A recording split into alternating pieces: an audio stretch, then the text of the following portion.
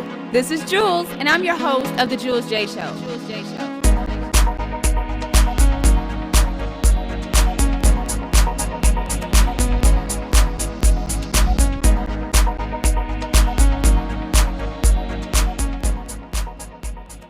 Hey everyone, I'm your host Jules of The Jules J Show. Thanks for tuning in.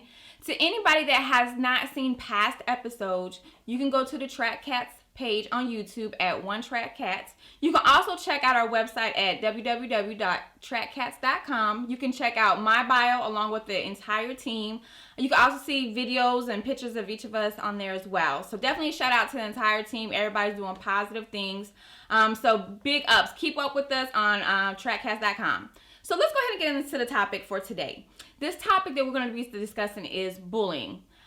Me personally, growing up, I was not bullied. A lot of my friends that I know, we weren't bullied back in the day. Basically, if you had a disagreement, either you duked it out, you argued it out, whatever the case may be, or you just wasn't friends, but you kind of left it there at that. These days, you hear so many different cases of people being bullied, not just younger kids, but even the older generation, they're being bullied. And it's starting to become a huge, huge issue. Not only that, you have different methods of people being bullied. And, with my kids, I've experienced this with them. Each of my children, have been bullied for whatever reason. And me as a parent, I want to protect them as much as I possibly can. But at the same token, that's child's play. So I have to kind of take a step back and let them deal with it themselves. Fortunately, my kids are not those type of kids that go out looking for a fight. They're not ones to go bullying other individuals. They're not natural born fighters. But that doesn't mean that if you don't push them to that limit, they're not going to stand up for themselves, because that is what I taught them. And not only that, a lot of the times, people are bullied for so many different reasons. Because somebody's complexion, because somebody's height. You got people bullying that are so-called nerds and things like that. They're just picked on because they're different. New kids, individuals coming from other countries, things like that. But, let's kind of take a little bit of a moment and look really into all the different, faces of bullying. And I got the information from the Surviving Bullies charity, which is going to be at survivingbullies.org. A lot of this information was transferred over from the U.S. Department of Health and Human Services website, which is Stop Bullying Now. And this has become a campaign for so many different individuals, because the effects of bullying can be quite, devastating and detrimental. And, there's been cases where people have committed suicide because they were bullied so much. So parents, definitely listen to the information that I'm about to give you and look and see if there's any signs in your children and things like that. One thing that I can sit here and say that, as a parent, it's our job to be mindful of the emotions and, the warning signs and things like that our children are displaying. As parents, we should know our children inside and out. We should be their best friends. Just by us raising them, we should know if something's bothering them or not, just by their mannerisms. So definitely stay tuned and listen to the information that I'm about to convey. Warning signs of bullying. Comes home with torn clothes, damaged clothes, things are missing, whether, a phone, iPod, whatever the case may be, electronic items, things like that. Things just that they normally have are missing. Has unexplained cuts, bruises, or scratches. Maybe they've been in a fight. Maybe they've been pushed down. Maybe whatever the case may be. But if you see something that, it is not something that you've seen that morning or is relatively fresh, definitely, investigate about that. Has few, if any, friends with whom he or she spends time with. So if they basically seclude themselves from everybody else, you want to ask some questions. Not only that, I'm a big sports advocate. I'm like a sports fanatic. Football, definitely NFL, basketball, boxing. I'm a huge soccer fan. I like track and field, and both of my kids do participate in sports. So one thing, just to make sure your kids have, that group of friends and that group of confidants and people that are on their level and their peers and people that they can fight in, put them in extracurricular activities, whether it's sports, whether it's chess, whether it's Girl Scouts, Boy Scouts, any type of church events, nonprofit organizations, things like that, definitely make sure that they are busy and, you know, they're surrounding themselves with people that's on their level. Seems afraid to go to school, or, you know, walking to and from school. That's a big indicator. Why don't they want to go to school? Besides the obvious, like sometimes kids just don't want to go and sit 6-8 hours, you know, in school, things like that. Some days we don't want to go to work, but when it starts becoming a repetitive pattern that you have to basically like drag them to school, then you need to figure out why. Is there something at school that is making them not want to go, or is there somebody at school that is not making them want to be there? Has lost interest in the schoolwork. Let's say, you know, at the beginning of the year, they was really into school and it was excited about it. And, you know, even things, you know, the first 6-7 weeks, and now all of a sudden they're just completely disinterested. Figure out why. Because a lot of times it's not the work. It's not the studies. Appears sad or moody, things of that nature. Has trouble sleeping or frequent nightmares is a big indicator, and a loss of appetite. If your kid isn't eating, typically they're stressed out, something of that nature. You need to get to the root and figure out why. Now, some things, once you start noticing these signs, something that, you know, there's some things that you can ask your child to try to, you know, generate some conversation, try to, you know, get inside their world, which you should already be in, but try to, you know, just ask them questions along the lines of, you know, let them know that you're worried about them. You know, are there any kids at school that, you know, either picking on you? You might want to say the word picking on you, or, you know, making fun of you or something like that, instead of using the word bully. You know, just kind of picking shoes, and you know your child, so you know how you can bring up the conversation. A subtle question could be, you know, who do you sit with at lunch? Or if they ride the bus home, you know, who's your, you know, bus buddy? Or if they walk home, well, what kind of conversations do you have with the individual that you're walking home with? Some of these things can actually, you know, lead into deeper conversations, and you're able to really understand and get in the mind of what's going on with your youth.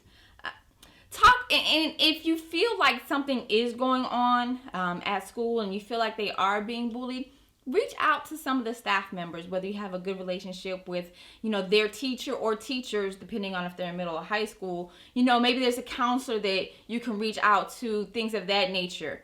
So definitely be a proactive parent in your child's academic life and career, and the people that are actually, you know, contributing to their growth and success while they're at school, because a lot of times they might act a certain way at school and differently at home. So if you want to get like a full story about how your child, you know, acts and portrays, and, you know, who do they interact with and what is being happened to them, these are people that, you know, your child might not necessarily know that they see what's going on, but the staff member actually, you know, can see what's going on. You know, ask your teacher to talk to other adults. You know, if there's more than one teacher that your child works with, maybe they can kind of, you know, pass the word along that you're worried, see if there's any type of bullying activity going on, things of that nature. If you're not comfortable with, you know, the result that you're getting from the teachers or the feedback that you're getting, you know, definitely go, you know, a next step. Yes, these teachers are here to provide a learning environment and a safe environment for your child. And if that is not happening, then you definitely need to make sure that first and foremost, the safety of your child is the priority. So definitely make sure that you go through all those avenues. Now, this information I got from stopbullying.gov. So stop bullying on the spot. If you see some bullying going on, whether it's your child, whether it's a child in the neighborhood, whether you're, you know, wherever you're at, if you see that a child is getting bullied, picked on, whatever the case may be, and it's really excessive, you know, it's not the normal, you know, childish teasing, but, you know, it's turning into something physical, something like that, definitely make sure that you stand up and intervene, because you never know, you know, if you don't intervene, how far is it going to go? You know, is the child seriously going to get hurt physically? But also you have to think about the mental, you know, scars that this is going to leave on this child for the long term. Make sure that everyone is safe. Meet any immediate medical or mental health needs. Model respectable behavior after you intervene. You know, I've seen some parents that have jumped in with their child bullying somebody else. That is not the adult thing to do whatsoever. And, you know, that's not definitely an example that you should be setting for your child. You are here to raise the child in a correct and manner, being respectful of other people's property and personal space and things like that. So if you're egging it on, or if you're jumping in with your child, then I think you need to have your parental card revoked, and you might need to take a step back and kind of reevaluate, the things that you're teaching. Avoid these common mistakes when you do see bullying happening. Don't ignore it. Immediately try to sort out the facts, because you have to remember, kids can be very mean. Kids can be very rude and cruel to each other. Yes, that is true, and that's with any child in any generation. Kids get teased, but there is a fine line between teasing and bullying, and you have to make sure that if it's bullying and it's escalated that far, that you just can't really ignore those signs. Don't question the children involved in front of the other kids. Definitely make sure that you separate them and you question individuals. That way nobody feels like you're putting them on the spot, things like that. And maybe when you're in a one-on-one situation, the person that's doing the bullying can actually really kind of let down their guard and let you know why that they're bullying, because typically there's reasons behind it. They just don't wake up one day and say, hey, I'm going to be a bully today. There are events and factors that lead into that type of behavior. Definitely make sure you don't force other kids that actually, witness the event to kind of tattletale on the individual in front of them. Nobody wants to be labeled as a snitch, things like that, because, there's a bad cloud that's associated with that type of label. But at the same token, you have to make sure that you let those individuals know that was around and witness what was going on, that they are able to come back and tell you exactly what happened, who did what, because once again, safety should be the number one goal here for anybody. So you definitely want to find out who, what, when, where, and why. Make sure you keep all the children there safe. And definitely listen without blaming. You should not be picking sides here. The safety of the child that's being bullied is the number one goal here, is to make sure that they are okay. Support the kids that are involved in this situation. I read these things. I'm going to let you guys kind of, think about this. Listen and focus on the child. Learn what's going on to show that you want to help the individual out. Assure the child that bullying is not their fault. That's number one. Nobody deserves to be bullied on. So definitely make sure that they understand that there's no reason that is, why that they should be bullied. It just should never happen.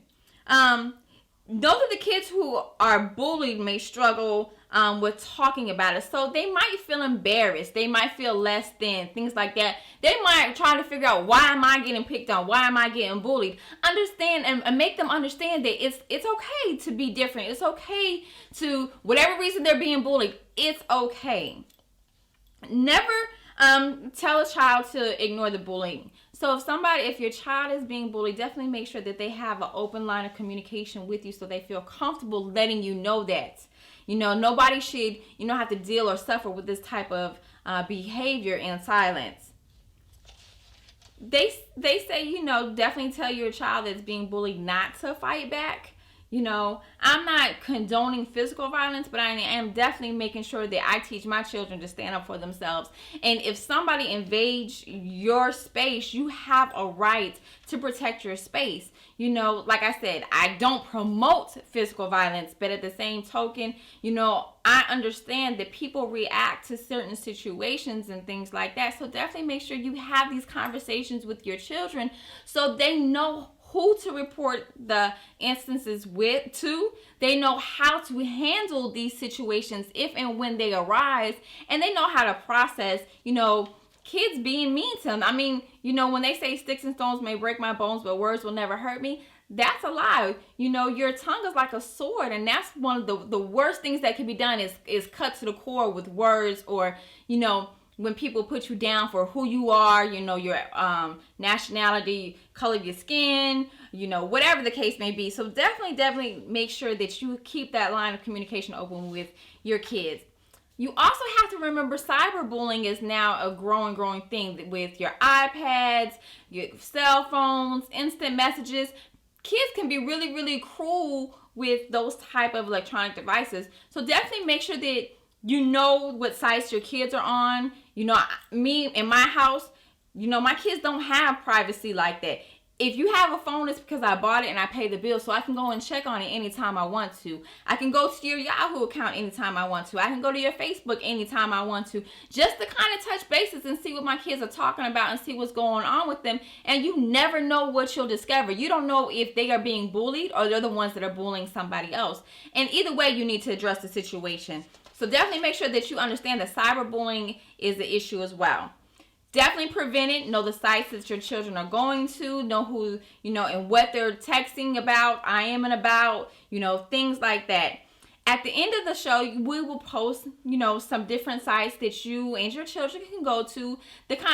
We'll give you some information about bullying, how to, fight against bullying, things like that. So with that being said, make sure that you keep the line of communication open with your children. You guys talk about bullying. If somebody's bullying them, they should be able to feel comfortable coming to you so you guys can figure out what the situation is. And if your child is the one that is doing the bullying, I think you need to sit that child down and address some issues, whether they're angry about family situations, school situations, maybe there's a huge family emergency or situation that's really affecting them, and you don't know how it affects them until you communicate with them. So with that being said, everybody make sure that you stay in tune with what your kids are doing, who they're doing it with, and what's going on with them. Thanks for tuning in. I'm your host, Jules, and we'll catch you next time.